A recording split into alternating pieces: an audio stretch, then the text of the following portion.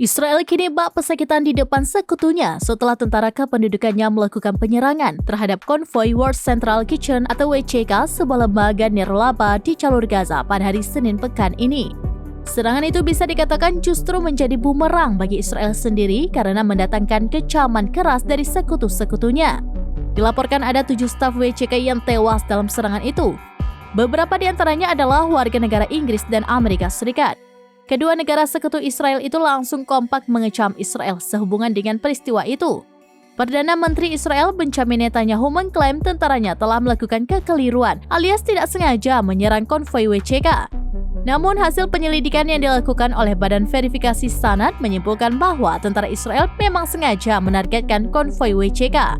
Kesimpulan itu didapat berdasarkan informasi sumber terbuka, pernyataan saksi mata, dan foto dari tempat kejadian perkara atau TKP, kronologi, dan lini masa geografi di TKP. Adapun dalam pernyataan WCK pada hari Selasa 2 April 2024 disebutkan bahwa para pekerja WCK berangkat dari gudang di Deir Balah guna menyalurkan bantuan makanan sebanyak 100 ton. Dikutip dari Al Jazeera, WCK mengatakan sudah berkoordinasi dengan Israel perihal penyaluran itu, tetapi Israel tetap menyerangnya. Israel berjanji akan menyelidiki kasus serangan itu secara transparan. Namun hal itu tidak bisa meredam kemarahan dari Amerika Serikat, Inggris, dan Australia yang kehilangan warga negaranya karena serangan itu. Israel kini bak pesakitan di depan sekutu-sekutunya dan berusaha menjelaskan apa yang terjadi.